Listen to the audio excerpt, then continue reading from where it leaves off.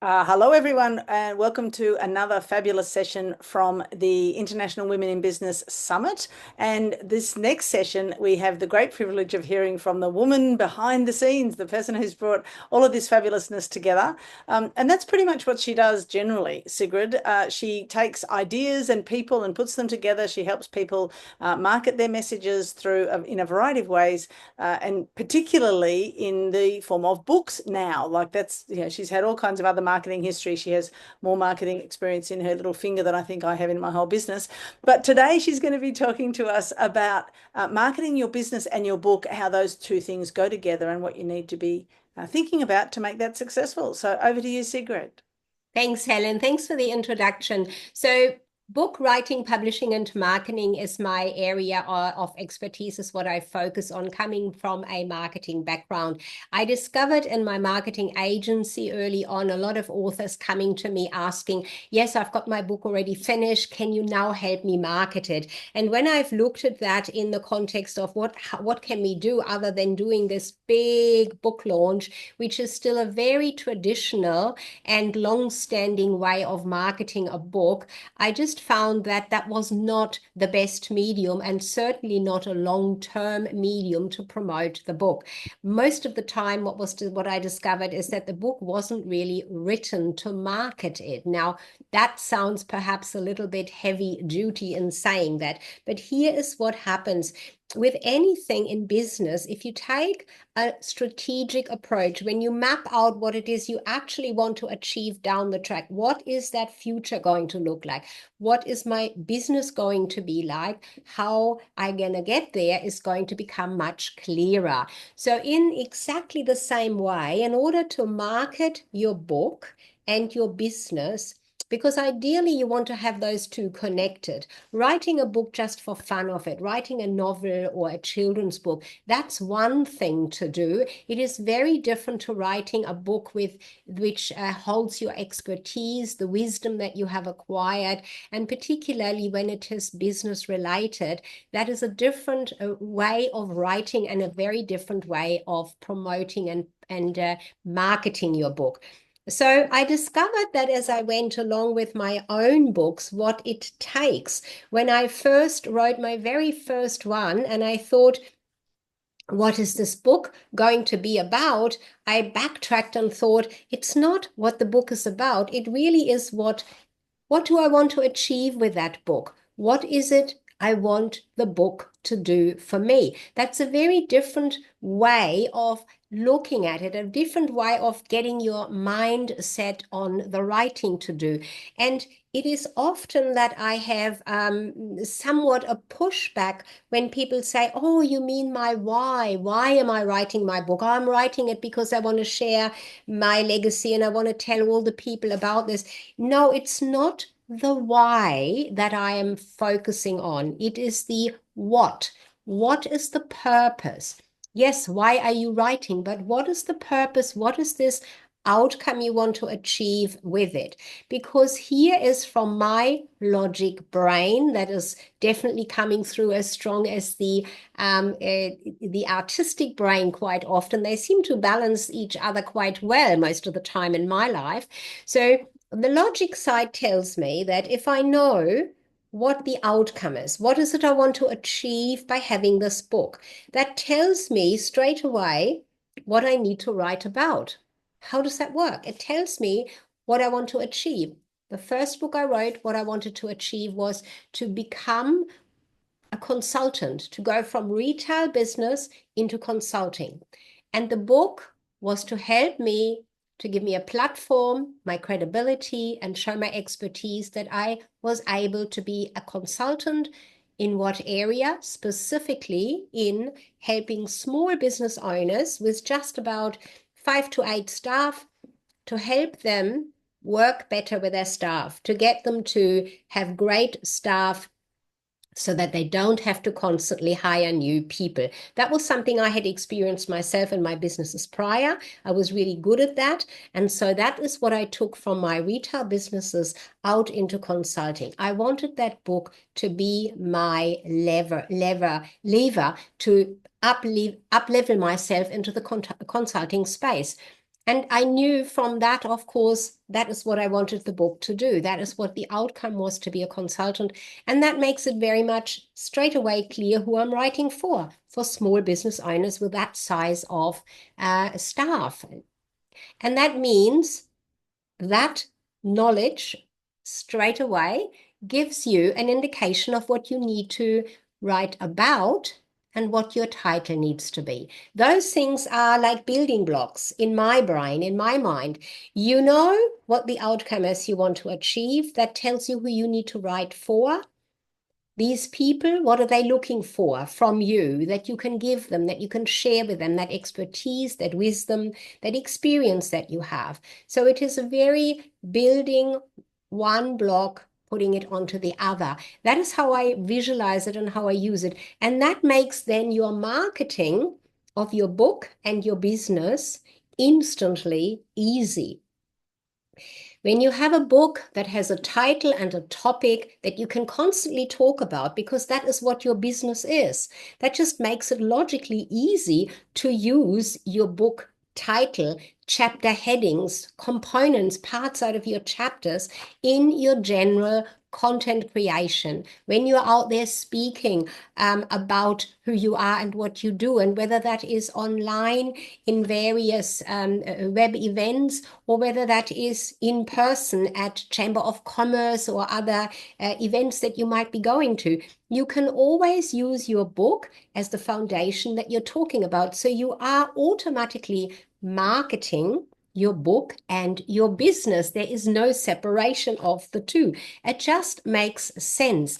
But it does seem to be not always so easy for others to understand. So I constantly talk about that. What do you want to achieve with your book? Gives you the idea of what you need to write about, who you're writing for, what your book title is, brings it all together. Now, should you do, in the whole context of it, a big book launch, which is something that is often promoted, particularly by publishers. They don't know much more in way of marketing usually, and that's not a bad reflection on them. That's just what they don't know. They are publishers and not marketers.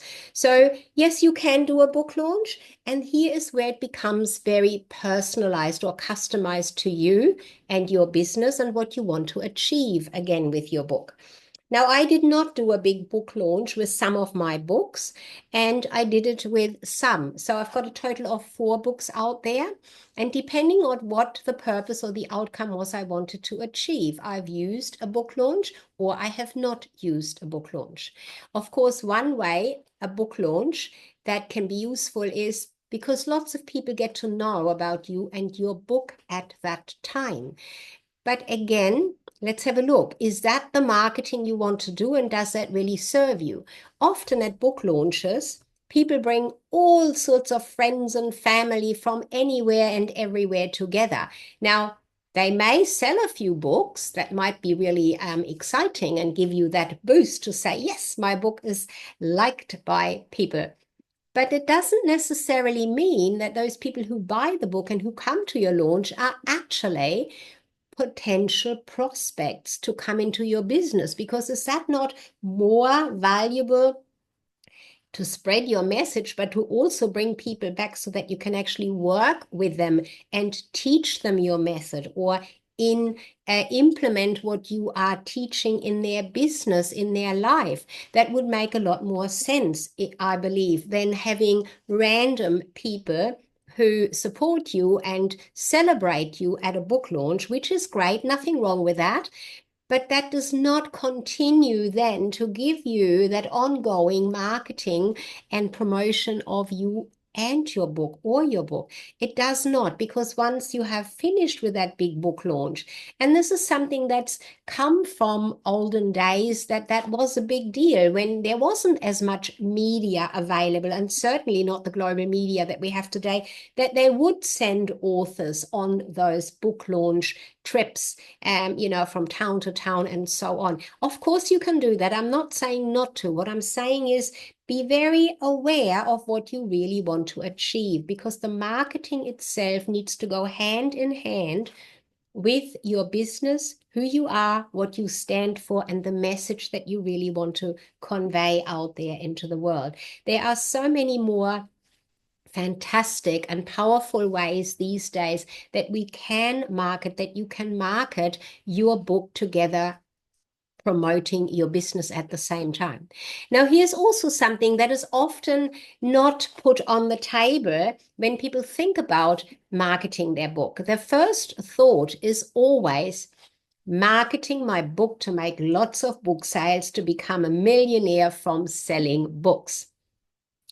That is just a big fallacy, a big myth. It doesn't happen like that. Let me tell you, somebody even like Prince Harry, who has recently put a biography type book out there, would not be having had I think the outcome that he might have been looking for. Although somebody with such a well-known name, of course, does make more book sales than you and I do. And yes, there is some income coming back from those well-known people, whether they are in politics or generally well-known out there in the media.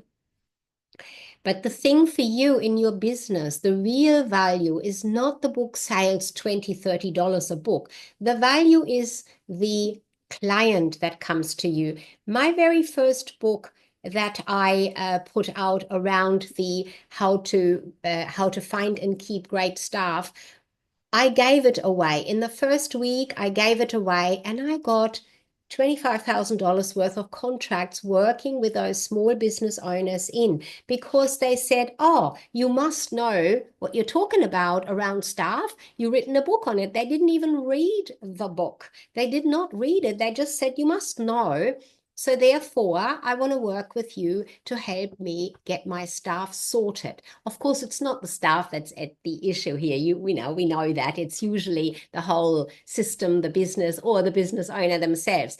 But it just gave me that positioning, that credibility, and that instant authority in that area of expertise. And that is really how I see, when you write a book, what you want to look at. Now, sometimes women in particular say, no, it's this emotional aspect. I feel and I want others to feel. Here's the thing. You can feel, but how you can make others feel is not up to you. We don't have that influence on other people in that way. They might feel great one moment and not so great the next, and it may have nothing to do with what you did or did not do. It is within ourselves how we feel. We determine that. Even if people don't know that, but that is where it is. You cannot have another person make them feel one way or another. And when you're writing it for feeling good yourself, of helping lots of people, it's a great and a very wonderful way of wanting to help and write a book. But ultimately, you won't know how much it did or did not help someone else. So focus on what you do know or can know, which is, this book is about this, and therefore I want to share with you in there is this chapter where I'm talking about this component, and that is what I do in my business. So that would make a lot more sense, bringing those parts out into the world in way of content on various different channels to promote your book and your business. And I'm not doing that at all, even myself right now, although I could do that. My latest book, Impact and Inspire with a Book, is exactly about that. It goes through all those phases and areas and experiences that I have had, and that took me to this point of having created this specific framework that I apply with clients to look at this outcome as a first thing before they write a very first word. We're not writing anything until we've looked at what it is they want to achieve. And so I have taken the time with that fourth book to take the reader through my experience, how I got through from start to finish of creating that framework, and to offering it now specifically to women and to women anywhere in the world, which also led me to have this particular expo and taking this segment of marketing yourself and your business on into my business, because it's a fantastic way, if you are an author, to display anything and everything about your book on your booth, for example, on your expo booth. You can really in depth display all the components of who you are, what your business is, and of course, referring that all back to your book. So you are promoting and marketing your book, yourself, and your business. And that is a hugely valuable way of marketing, other than instead of looking at just a launch and then down the track trying to make book sales by having ads out there, or doing gatherings where your book comes up on the table. Here's my book, buy my book, buy my book. Just it's just not as powerful, and it just does not give you that level of up leveling that you really want to achieve and should achieve after having spent the time writing your book, because it does take a bit of time to bring it all together. So that's really the main focus that I wanted to share in this particular session around marketing your book and your business. And I think it may be of value for this particular session to take on 1, 2, or 3 questions with what we're sharing here and then having that shared later on, rather than finishing it straight away in the in this session. So what I'm saying is, rather than finishing the session right now, I would be open to a couple of questions from our audience, if there are any, or perhaps comments if you have had an experience around your book and how you have or have not marketed it so far. I think that would be quite valuable for this particular session in regards to opening up what others think about this, which may or may not be different to my approach. Sigrid, thanks for that content. It was really interesting. I have done some self-publishing myself and in the past, and I am sure that if I had taken your approach, it may have been more successful. I think I was halfway there with I really liked you. I mean, you said the marketing in the book needs to start before you write it, which makes a lot of sense. But also, I really liked, what do I want to achieve with this book?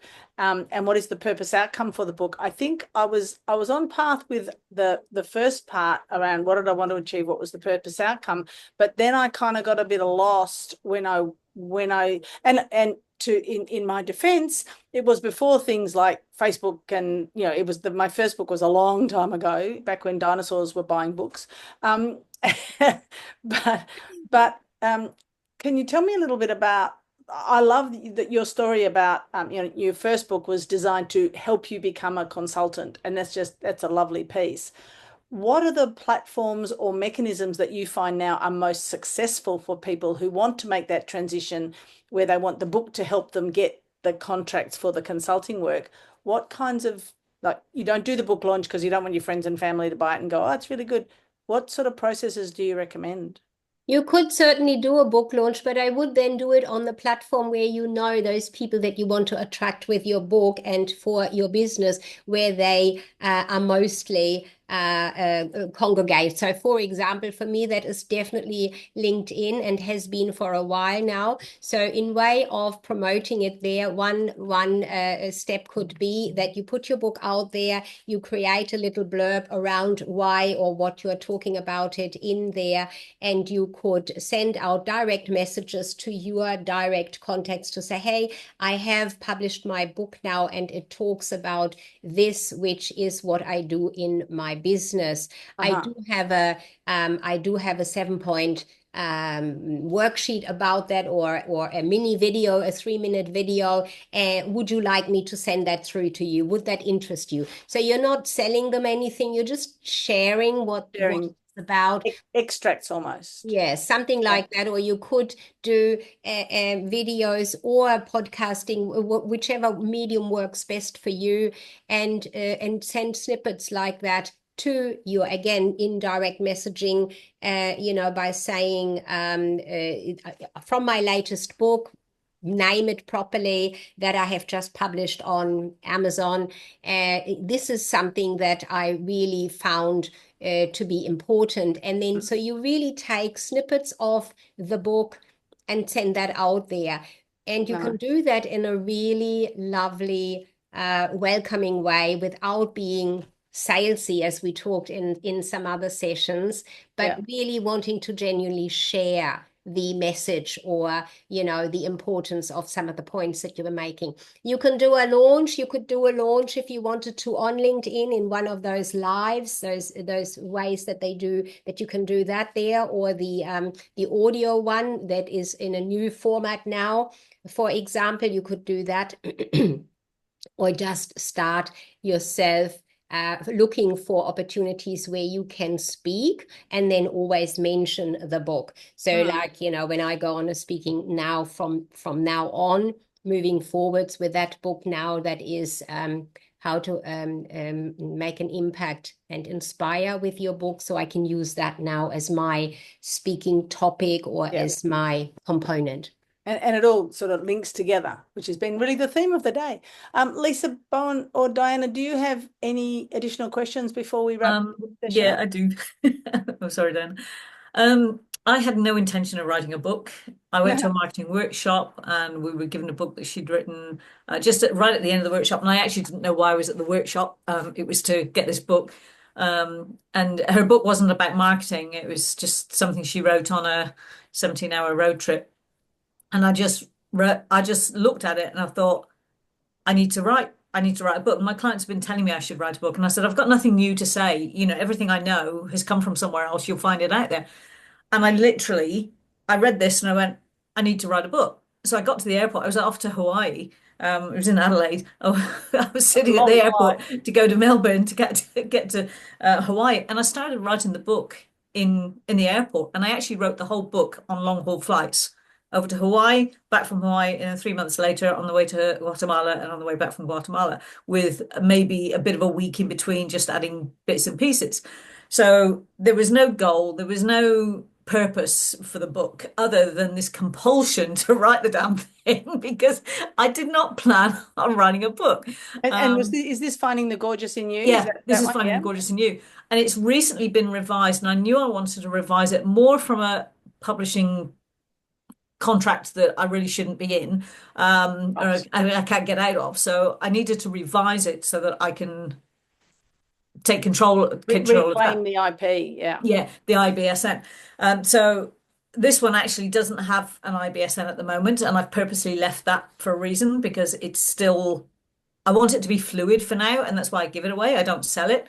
I started giving it away because of the issues I had with the publishing company, who said that Australian people couldn't sell they couldn't sell ebooks. So I was having to tell, oh no, absolutely. It's obviously to do, it's an American company. Obviously, that's probably quite an in-depth, a separate area section around what you are experiencing. I come across a lot. Yeah. So I think, so what was happening is that I was having to tell people, if they wanted the hard copy book, they could go to Amazon, because the publishing company charged more in shipping than I was charging for the book. So I had to send them to Amazon there. But if they wanted the ebook, I had to send them to the publishing company. And it was just like, I can't be bothered. I just want to give people one link. I might do it. So I've probably sold in a bit of a different I've probably sold 40 books, if that. Topic on that area. Yeah. So let's we'll step back. We've got a couple more minutes. So Lisa, I think the message from that was that sometimes the book calls to you rather than you consciously making this process. Yeah. And I guess the thing is that you were already very clear about what you were doing, and this was an extra layer. As Sigrid says, I think there's a whole different topic on how to not get caught in a publishing contract. Diana, did you have a question? Oh, good. Fantastic. Well, thank you for those interesting points. Sorry, Diana. Very interesting, and thanks very much for the wisdom. And I too have really enjoyed the synchronicity. Thank you. Very good. Thanks very much, ladies.